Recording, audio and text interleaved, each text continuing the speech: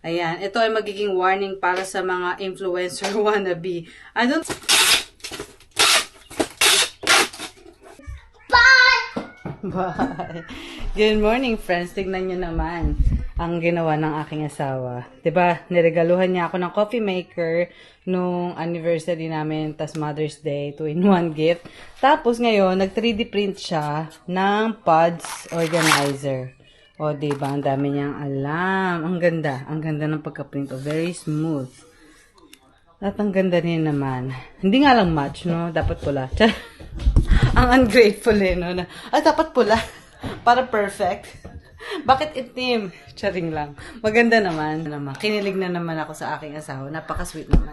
Anyway, friends, ako ay naghihintay ng sinaing. Umaga pa lang dito. Yan yung sinaing namin, hinihintay ko. At pasensya na sa kalat. Ang kalat ng aming kusina dahil yung aming fridge ay sira. Tingnan nyo. Empty na yan. Pati yung nasa taas, tinanggal ko na lahat. Mamaya, may kukuha niyang sirang fridge. Pipick upin. Tapos i-deliver yung bago naming fridge. Nasira yan last week bago pa kami maggala. So, 1 linggo na kami mahigit walang fridge. Nasa cooler yung aming mga pagkain. Pero buti na lang, meron kaming deep freezer. So, nandun yung mga frozen namin, goods. And, hey Daddy, thank you for the pods organizer. It's so nice. Yeah. Could have made it shorter, but it's the biggest one there is. Well, actually... Isn't it perfect? Anyways, I was talking about the fridge. I said that in America, it's always like that. You know, services are the most expensive. If we ask for repair, it's so expensive that we just add a little bit more and we can buy a brand new one, right? Kind of, but the issue is the type of repair. The type of repair. And it's just bad product design, I guess. Yeah. It failed within 4 years or so. Yeah. So if we fix it, then in another however many years it might fail. Whereas my parents have a good brand, a good one. It's been there like 30 years and it's been fine. So yeah. So we didn't really. I wasn't really. We kind of regret buying that. Well, I wasn't really. I guess. Knowledgeable about refrigerators and systems and stuff like that. Yeah. And so whenever I purchased it, I kind of didn't look into it. I didn't know what to look for. Yeah. We were new homeowners then, 4 or 5 years ago. So, of course, we're not knowledgeable. But now, he did his research. So, hopefully, the new fridge will be good. Yeah. Yung sira kasi nitong fridge na to is compressor. So, parang ayun yung pinakamahal na repair. Kaya, konti na lang idadagdag namin, bibili na lang kami ng bago. Kaysa naman i-repair, tapos possible na in few years masira ulit, diba? So, yung bagong fridge daw, kumbaga parang, according dun sa mga reviews, talagang matibay. Sabi niya nga, nasa 30 years daw walang sira. Parang ganun. Inaabot ng 30 years. Kaya very disappointed kami dito sa brand na to. LG. 4 years lang. Baka almost 5 years. Yeah, so ngayong araw ay parang normal day in life lang. Except, ayun nga, delivery ng bagong fridge and all the business stuff. So, mag-work ako mamaya. I will show you everything that I will do for the business. Join me today. We're done with spelling. Nag-aaral na kami ni Lucas ngayon. Math naman, math. So, this is inspired. Skip it. Okay, ready? Yeah. 1, 4, 3, 5. Okay, ready? Oh, come on. Oh, there you go.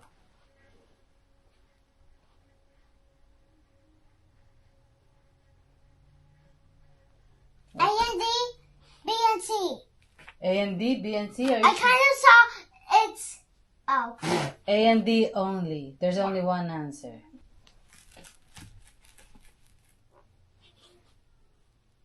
A and B. A and C. Let's see. Correct! Go.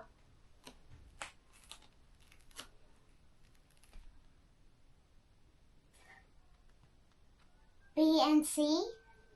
Let's see. Oh, yeah! Water too. There's some water too.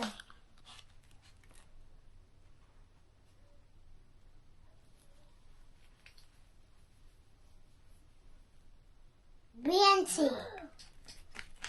Correct! Tulog na si Maya, friends. So, ako na ang nagpapak dito. Si Mr. Ang dami na niyang napak. Hindi nga lang siya nagva-vlog kasi, ayan, ito yung mga napak niya. Hindi siya nagva-vlog kapag ka nagpapak siya, sabi niya. Kasi mas gusto niya daw na parang nakikinig lang siya sa mga podcast kapag nagpapak siya. So, hindi ko naman siya, syempre, para piliin. Mag-vlog ka! Anyway, so yun, nagpack na siya. Ako naman, ito ang aking ipapak. Damit, isang sando, isang, ano to, bra set, bralette, isang shorts, sapatos, ito ay carry-on bottle bag, tapos ano pa ba, dalawang Pokemon na parang ano siya, mini figure pack. Tapos 6 na pirasong freeze pack or parang ice pack siya, isang set 6 na piraso, tapos isang set nito 3 pack na mga light bulbs, 2 twin flat sheet para sa kama, at isang letterboard. Ang problema sa letterboard, ayan, nagkaroon siya ng discoloration. So, i-message ko yung buyer na nagkaroon na siya ng discoloration. Kasi, parang 1 taon na to sa listing, 1 taon na siya sa, sa storage room. Ayan, nanilaw na. So, i-message ko si buyer na I have to cancel the order, or kung gusto niya pa din, yan, madilaw. Pero bibigyan ko siya ng, let's say, 30% discount. But I doubt na gusto niya pa din yan. But I'll give them options. Parang ganun. Or, I think meron ako niyan na ibang kulay.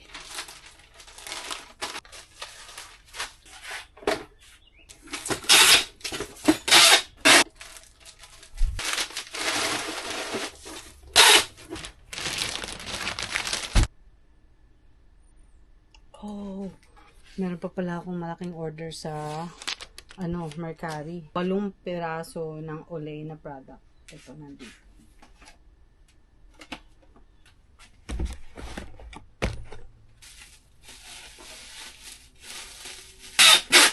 Got it. Turning on 2 lights. Maya, na-move ng aking asawa. You're so strong, Daddy. He moved the fridge all by himself.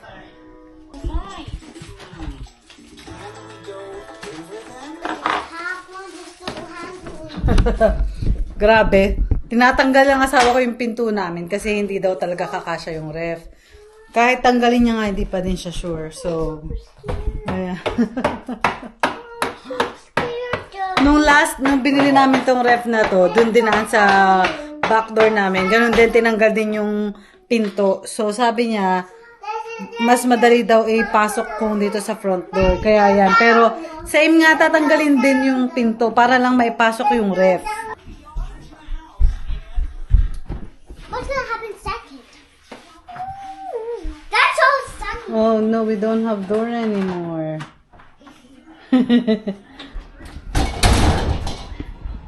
That was the second.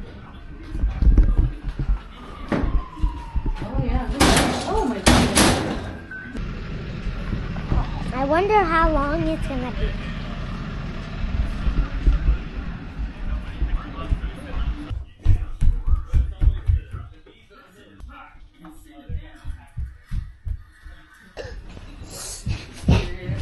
Oh, yeah.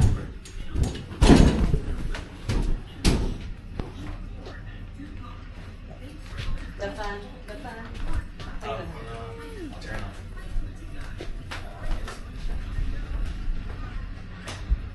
Gosh, it's so tall. Yeah. It's like 6 The feet. paper. Let me know what I need to do. Go get me. Go get me. Huh? Go My, get my me. max. Go get me. Go get me. Go get me. Go get me. They open there. Hold on. And, Look, I got this counter oh, right they here. did. Alright. Okay na. Ayun na yung bago naming ref. O, diba? Now, Daddy needs to put the door back. Do you need help? Okay. Grabe ang galing nila. Kahit ang bigat-bigat. Tapos ang tangkad nung lalaki, parang mga 6-footer, parang basketball player. Taran! So, yung isang door is fridge and then the other door is the freezer. This is very similar dun sa aking in-laws. Maybe this is better. I don't know. That This is better. That's a big freezer. Andrew, I said quiet time. You're not supposed to be here. You're supposed to sleep. Tulog ni Andrew. Sabi ko, quiet time na.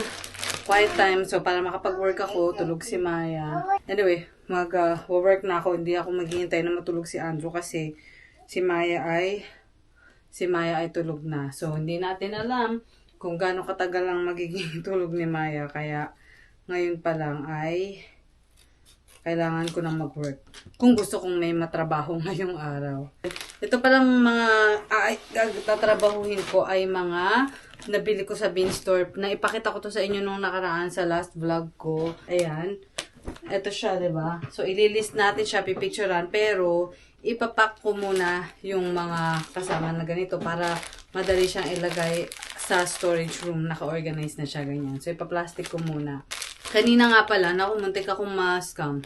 Ayan, ito ay magiging warning para sa mga influencer wannabe. I don't think it's only on YouTube. I think I don't know, Facebook, Instagram ka, baka, naranasan mo na rin to na may mga nag-aalok ng free product. So, legit naman talaga na may mga company na nagbibigay ng free product and in return, babanggitin mo yung mga product nila sa iyong videos. And I had many offers. Madami namang opportunity talaga. Although, syempre, pag may nag-aalok sa akin, lagi akong hesitant kasi para bang, ang liit lang naman ng channel ko or parang small-time YouTuber lang naman ako. Bakit ako aalokin, diba? Talaga bang ba to? Magandang investment ba to para sa inyong company, para sa inyong business? Parang ganun yung idea ko.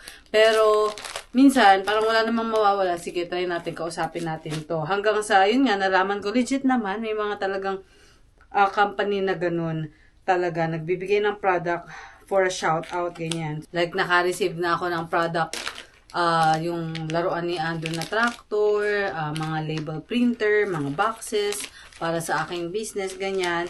Kapag may mga nag-alok sa akin ng products na hindi naman related sa aking vlog or hindi naman talaga namin magagamit, syempre tinatanggihan ko. So, ito na nga, may nag-alok ng product, mga baby products. So, syempre interested ako kasi may baby ako. Tapos, pinapili niya ako dun sa catalog, pili naman ako.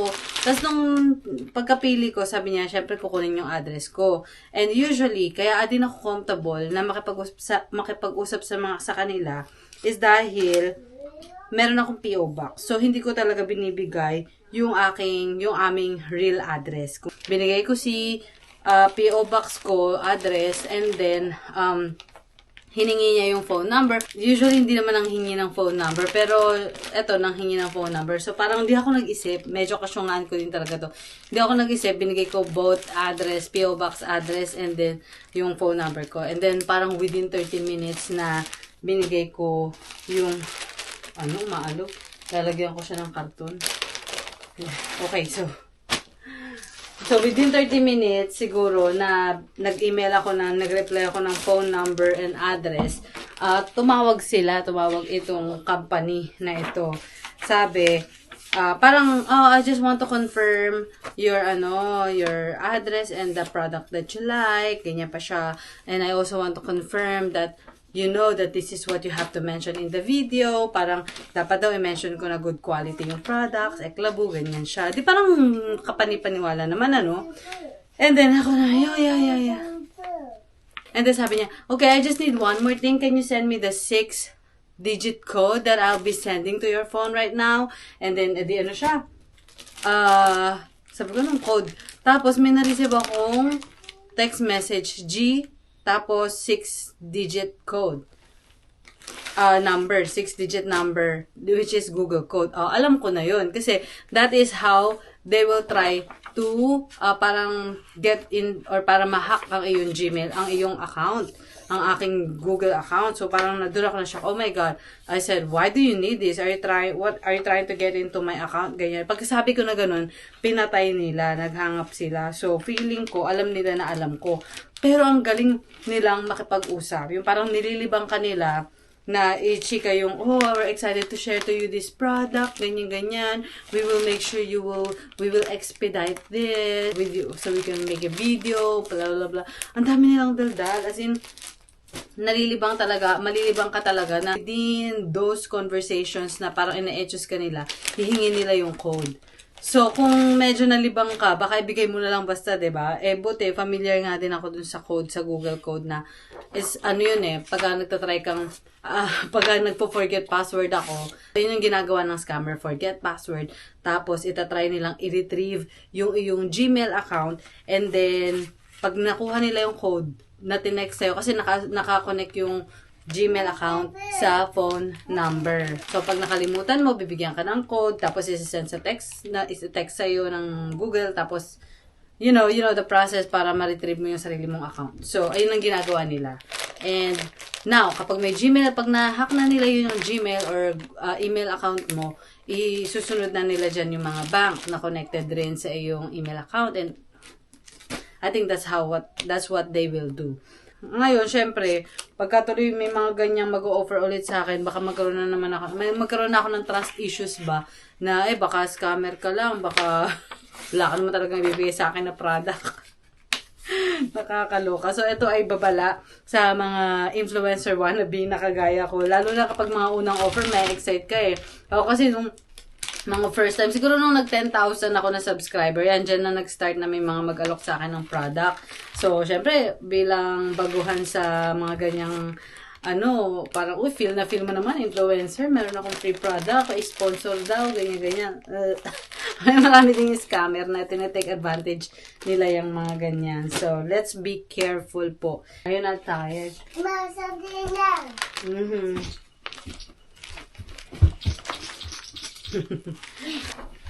Anyways, yun. Share lang.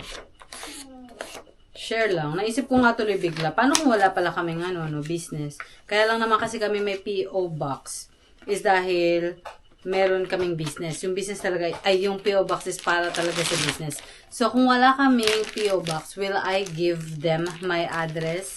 So, yung mga influencer dyan na walang PO box, tas may nag-alok sa inyo ng sponsor na product, sendan ka namin ng itong product na to worth hundreds of dollars. Tapos, i-review mo sa yung YouTube channel or sa Instagram mo, ganyan. Will you give them your address? Diba? I don't know.